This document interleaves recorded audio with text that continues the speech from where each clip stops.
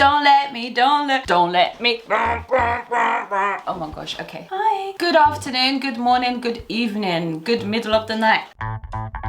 Why don't we have a good middle of the night one? We have everything else. This world, yeah, is so like typical of like, this is the way that it is and we're only gonna conform with the way that we think it is. And it's like, dude, what about people who are not awake during the day? What do you say to those people? Do you just say good evening to them the whole entire shift? Like, good evening, instead of like, good dawn, good nearly dawn, good past midnight. Huh? I don't know. Right, I'm here to give you a secret. No, I don't know what I'm talking about. I'm here to speak to you about creating life. How to create life. Now, you might be thinking that I'm talking about having sex and creating children. I'm not talking about that. How to create life. Maybe I should rename that, because are people thinking that I'm talking about how to create children? What else can I say? How to create life experience? How to mold your life. No, that's not what I want to talk about. Do you know what? I'm just going to leave it as this, but I don't mean making children. I mean how to create your life. Because it's not your life, it's just life in general. I'm here with some tips that I've picked up recently. Because as you know, I obsess over thinking. I lay in bed and I obsess about how to help people. I obsess about how to change the world. I obsess about how to make things make sense. And because I'm trying to like live as my soul. Because my plan in this world is to live as my soul. Because I want to live as my soul, I sit in bed all the time, like figuring out like how to do that and why I'm not able to do that and what's going on in this world and why am I living as a human and I have access to nothing else but a human. Like, that's just ridiculous. So I made it my mission to live as my soul. Anyways, and so because I'm in that brain all of the time, because I obsess over it, because I am Einstein of changing the world. No, really, I should be, really. And then so I think about other things. And then this is one of the things of like these little tips that come into my head, they're like little downloads. And I'm like, I must record a video about this. Anyway, here I am. Hello there, welcome. All right, let me get more serious here. Because basically what I'm talking about is like life, right, should come with a manual. And I was saying to my friend, because like, I know that loads of people will be like, you can't live as your soul because you're supposed to be a human and not a soul. And when you die, that's when you live as your soul. Like, why are you being difficult? And then plus, like, I don't know who makes up these rules and I need to talk to the rule maker as well. So then like, if you're telling me that's how the game works, I'm saying to you that I'm not playing that game. And I don't know who made the game. And I need to talk to the game maker. And then you're saying that I'm not allowed to talk to the game maker. And that's just like really sick. It's like you're just forcing me to play a game and I'm not going to play this game. And plus, like, who said that I can't live as my soul and as a human? And then like, who's making up these rules? So then I need to talk to the guy behind the curtain because there's nobody there apart from this thinking brain. It's just the thinking brain, and people just keep hiding behind this brain, and we're controlling this whole world using our brains, and we're hiding behind it.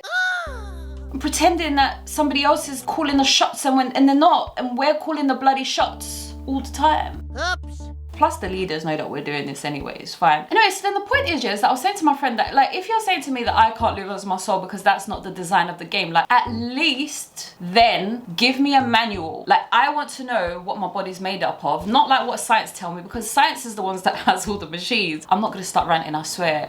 I'm not gonna start ranting, but they have all the machines, I don't. I wanna know how many like cells I have in my body. I wanna know like how many like bacteria, like different types of bacteria. Like, do I have a whole universe in my body? Like, I wanna know what my aura looks like. And I don't have access to those machines because why? Because the government have access to them and I don't. Oh no!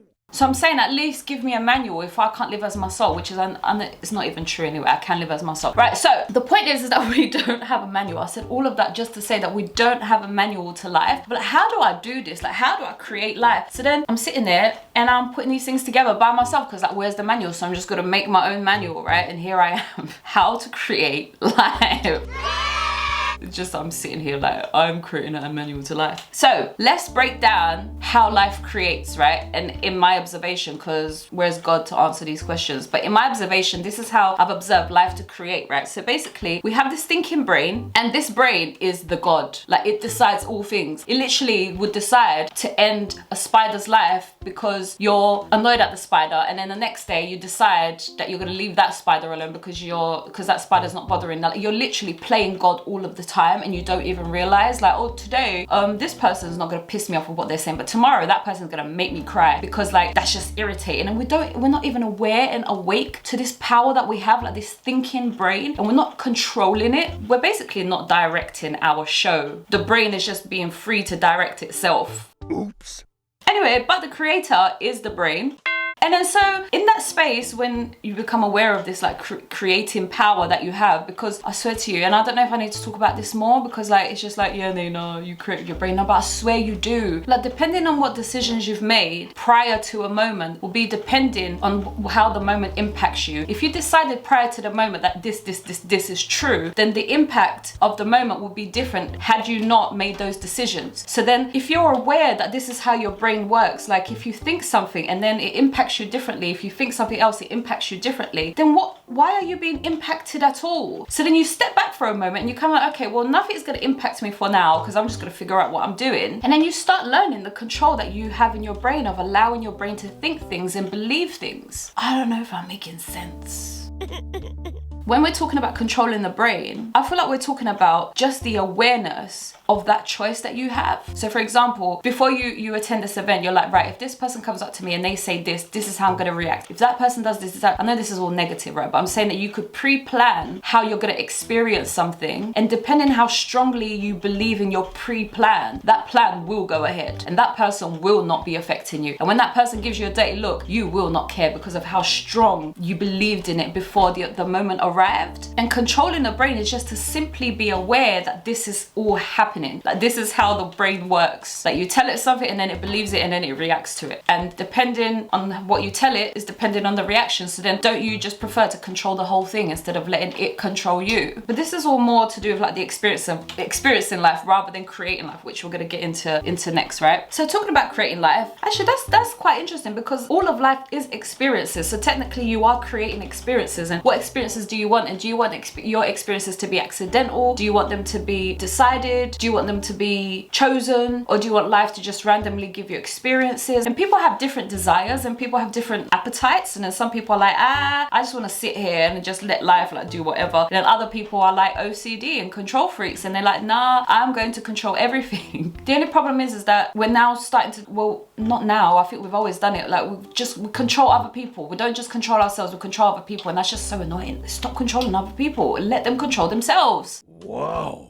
Anyway, right. But what I'm saying is then that we have these desires inside of us that actually guide us to what like we want to like create in life, what we want to experience. Like if we have this deep desire to experience something, our body will let us know that. Like, oh, I wish I could do this. Oh, I wish I could do that. And when you see something, your body will let you know that that's what you want to do because you would react to what you're looking at. And if we just followed those desires, I know some people probably argue with that because maybe we have desires. I don't know. I need to talk to those people, but I don't experience that. But so in my experience, my desires lead me to the places where I need to be. And if we set ourselves free to explore our desires, then wouldn't the world just be a better place anyway? So then I feel like desires guide us to what we should and shouldn't be creating. Why did I say shouldn't? Because your desires doesn't show you what you shouldn't be creating. It just shows you what you should be creating. And so then in this process of creating where you're controlling your thinking and depending on what you're thinking, your brain will take you there, it will experience it and then we'll continue down that road. Anyways, let me just say what I was going to say here, which is that when we're trying to take control of our brain and we're trying to be like, right, I'm going to create this for myself and oh my gosh, I have this desire. There is this poison that has been put in place, and some people call it a parrot, like poisonous parrot, whatever. There's this poison that comes in and it says to you that it's not possible. Oh, that's impossible. Oh, that's difficult. Oh, why do you want to do that? Oh, you don't need to do that. Oh, that's not your calling. Like there's this negative poison that comes over you, and that's the only thing that will ever stand in your way of you and your goal. Because maybe it is impossible to not reach a goal because like it's just about getting to it. Like the goal is there, and the only thing that stops you from not getting there is like not actually getting there. Because if you actually pushed to get there, like you can't help but get there because the point is there. Does that make sense? Like you can't not get to your goal. Like if I'm going to Canary Wharf, I can't not get there unless I die. Unless you kill me or something happens, you cannot stop me from getting to Canary Wharf. That's my goal. Like I said, unless you kill me. So technically goals should all be possible, but you have to go there and you can't be stopped. And I guess that we all get stopped, and these fears, I guess like they're the poison that stops us from experiencing our true desires or from persevering our true desired experiences. Because why? Because these things start talking way too loud in our heads of that this is not for us, oh I'm not good at this, oh this is embarrassing. Oh, this is difficult. Or why am I even doing this? I don't even have time to do this. Oh, I already have a job and it already pays me, and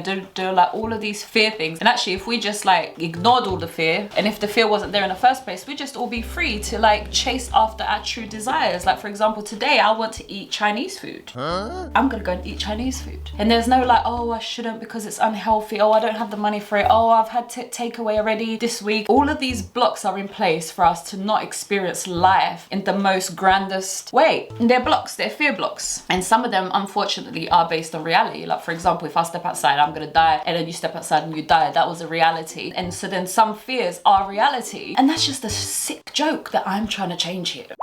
I'm not gonna stay in this world. I'm not accepting this sick joke. I'm not accepting it. We're gonna change it.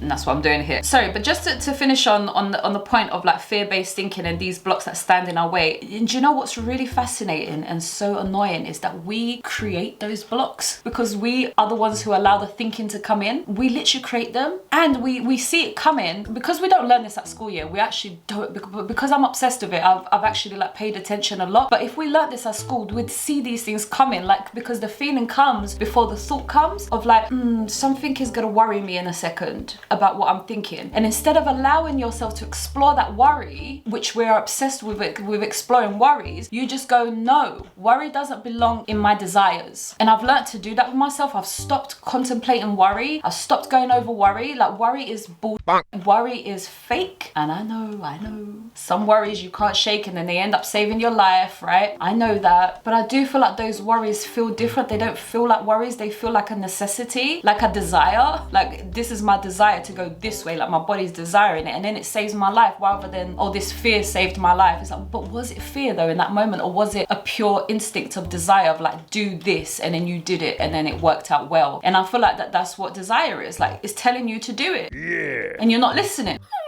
And instead you're listening to the fear that's telling you not to do it. And we create that fear, we create the thinking. We sit there and allow it to come into our heads. And even if we don't allow it, we allow it to carry on playing. For sure, because we get obsessed with thinking about it. I used to like hoover my house and it takes me like 2 hours, and the whole 2 hours I would be thinking about this like argument that I had with somebody. And I could have forced myself to stop thinking about that.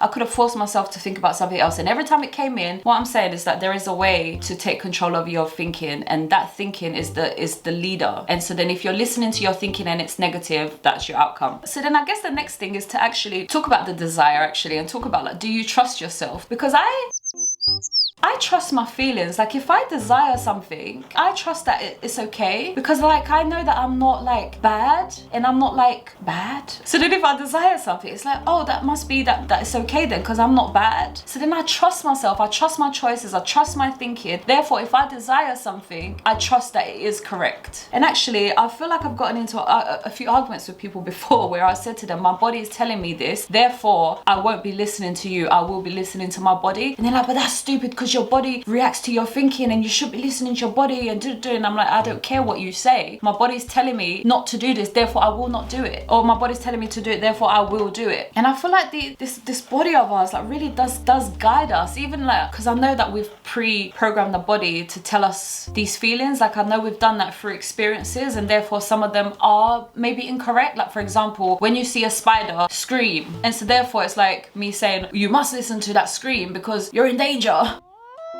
Such a difficult line, because I trust that I've not programmed myself, and when I have, like I know it's happening. Like for example, the problems I have with men, like I'm so harsh on men and I know it's a problem. No, it's not a problem. This is what I mean, it's not a problem. It's just you know what, I don't even know why I call it a problem, because it's just a standard, and a standard that I cannot waver. So then it's not a problem. So why did I call it a problem? See what I mean about this thinking brain allowing ourselves to think things that are not positive for the self? Anyways, so we trust in our feelings, the body guides us to where we need to be, and we should trust in our feelings, and then we should trust in life to support us once we've like taken that step. Because like I said in the last video, yeah, if we are a soul, therefore we are supported. And actually, if you pay attention to life, I don't know, have you ever like been really stuck and you're like, I don't know how I'm gonna get out of this, I don't know how I'm gonna survive this, and then you survive it and something happens? And that's always happened to me. And even though I've been very depressed, very angry at life, I can't deny that life has always, I want to say shown up, but they haven't shown up in the way that I understand. They're just shown up. Like for example, if I lose a job, I will have another job in time for everything to be okay. Like if I need to go to the hospital will just land perfectly in the weekend, so then I don't have to miss days of work. And like, but I know that there's others that haven't experienced that, right? And I don't know what that is. I don't know what the opposite to that is. I'm not sure. I need to explore that. But what I have seen the supportive side of it, the one where everything does work out and everything is just like perfectly aligned and everything is just like, oh, thank you. Like, oh my God, thank you. These things of like, thank you. Like life is there showing us that, even though it shows us other things too, it does have that there. And so then because it does have that there, therefore I will be connecting to that and not all the other stuff. Like I will be connecting to that. You support me. I trust my feelings and you support me. Therefore we are going to collaborate on creating what it is that what I call my soul is telling me to do. My desires is telling me to do these things. And then life is going to be like, sure, let's do it together. And then it will hold me and I will guide the choices. I've put here, intuition is the map and feelings is the way. Did I mean feelings is the road? No, intuition is the map and your feelings. Oh, okay, so intuition is the map and your feelings is telling you where to go on the map. Should it be the opposite? Your feelings is the map and your intuition is telling you where to go on the map. Shouldn't it be that? Yeah, I think I did it the opposite because it's my brain. But I think that that's quite interesting, isn't it? Because then we are pre-built with everything that we need to go about life. Like I have my map and no, because I don't have the manual. But what I'm saying is that maybe the manual is here somewhere and I'm just not like aware of it or awakened to it, right? Just like my map is here. Your map is your feelings, Nayna. And the way you follow the map is your intuition. Your intuition is telling you where to go and your feelings is telling you this is the area that you should be in. And I guess if we believe in a world where duality is real, so we need negativity, we need positivity, the devil, God, that's like saying Superman versus a human. Is so stupid to say God versus evil. Like, isn't God the creator of evil? I don't understand. It's so annoying. It's like, yes, the human's gonna beat Superman. It's like, when? Like, Superman is not the same. Anyways, but some people believe in this story. So then therefore then the fear-based reality is real to you. Therefore your thinking is already poisoned. And I call it poison because I don't believe in negativity. I don't like it. I don't like the outcomes that it brings. But then if you're already accepting that, therefore your thinking is already gonna create that, right? Because you're already accepting that. So you're accepting that once in a while you're gonna kill a spider because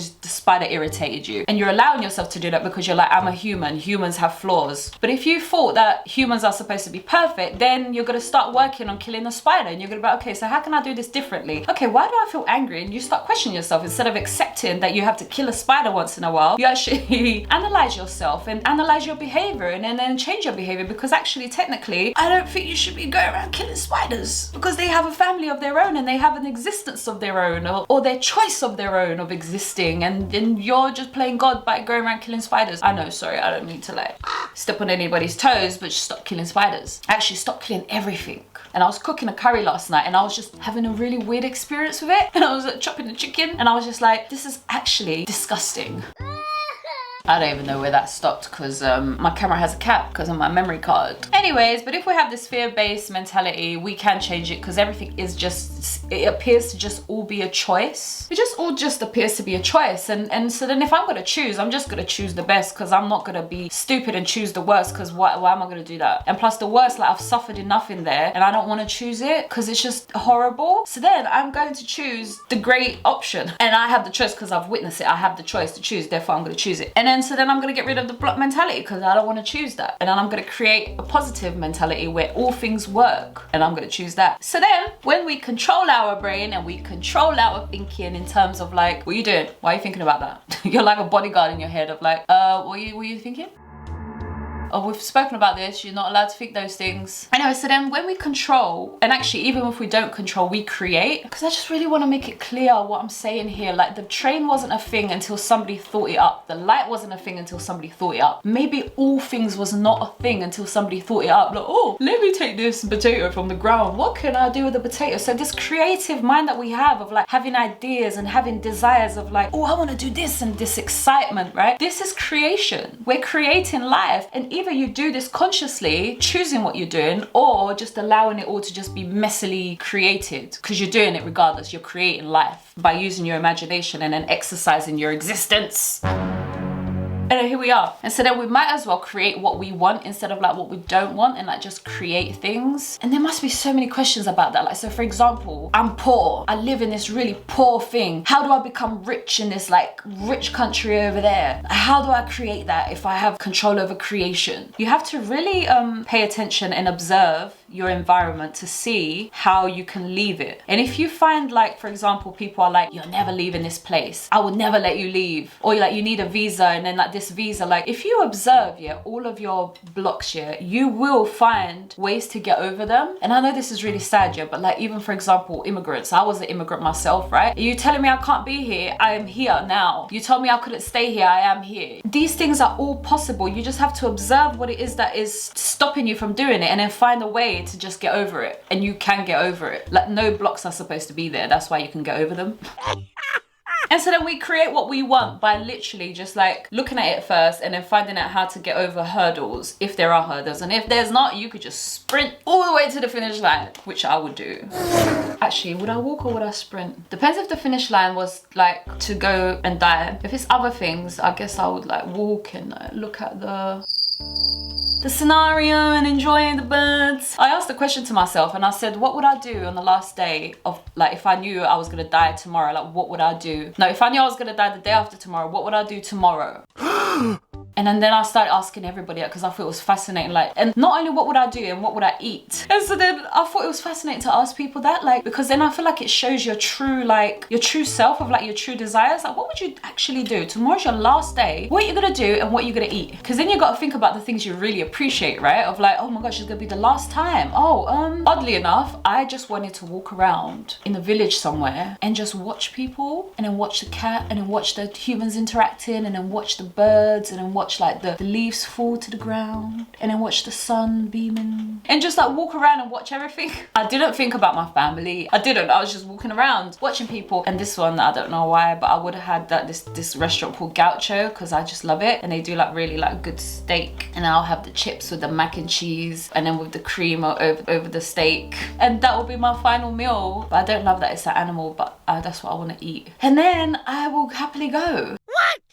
And then, so I want to leave you with this, right? People always say to me, Nayna, you care too much. Nayna, you care too much. You just care too much. Maybe care less. And I've written here, yeah, caring too much creates panic. Laid back, find peace, because I don't write in full sentences when I write to myself. So caring too much creates panic, and the laid back approach means you find peace, right? And I've experienced this myself. So, because right now I just feel like I'm in that place, like I'm just like whatever, and it's really creating some peace for me. And when you're like, oh my gosh, is this real? Is this okay? And then is this okay? It's okay, like, because you're caring so much, you're like, is this okay? Is this okay? And then like you panic, and it's not a nice experience. But actually, if you break down that moment, right, maybe it's not caring too much. Maybe it's actually fearing too much. So therefore, if you are worrying about something, then maybe you're just scared that it's not good enough. And actually, if you get to the point where you know that all things are good enough because everything is good enough, I know that's a whole other subject, isn't it? Because it's like, why is everything good enough? Some things are not good enough though. That's like a whole other subject. I don't know, I just feel like it's like in the process of creating life, right, it's really nice to have a really laid back mentality. And when you're just like, is that right? Is that right? Is that right? This is all fear based. And again, you're still fear creating because you're thinking, is this right? Is that gonna right?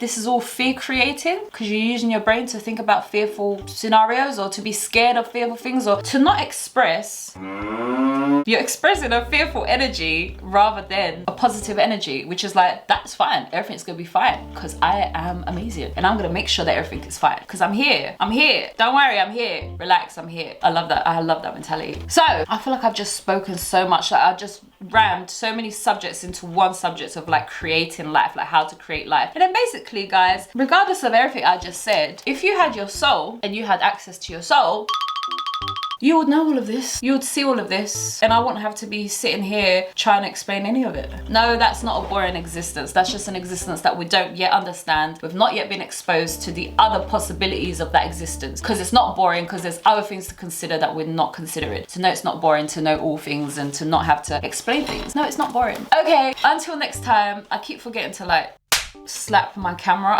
I don't know what, maybe it's because I'm excited to just go to my garden like every time I finish. So I will remember to slap my camera today. So have a good day. All right, bye.